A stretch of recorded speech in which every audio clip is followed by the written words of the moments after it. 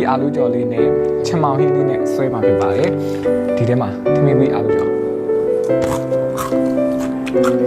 Hera ဒီမှာတော့ချမောင်နဲ့ငါးနဲ့အချိုချက်လေးပေါ့နော်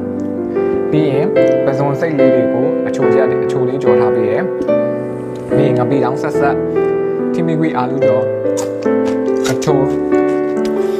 တိုးစရာကတော့ရှောက်ရွက်နဲ့ကစုံရိုးနေလေးတွေပြုတ်ထားဖြစ်ပါတယ်။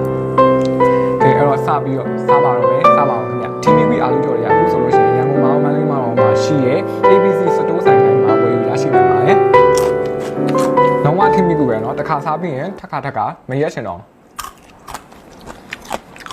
ကဲအာလူကြော်လေးနဲ့အချိုတယ်လေးရင်ဆွဲအောင်အာလူကြော်ကတခြားဘာဟင်းမှမလို့ဒီထဲမှာပါတဲ့အဆက်ဟတ်ထည့်ထားတဲ့ကြွသွန်ကြော်တွေပါနေနေမယ်ခမင်းတစ်ပတ်ကန်လောက်ဝင်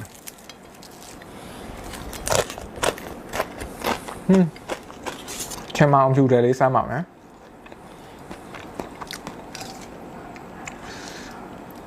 တော့ထီမီကွီအာလူကြော်ကိုဝယ်ယူအားပေးခြင်းနဲ့ဆိုလို့ရှိရင်ရန်ကုန်မန်းလေးမှာရှိတဲ့ ABC ဆိုင်တိုင်းမှာရရှိနိုင်သလိုဒီထီမီကွီဘိုင်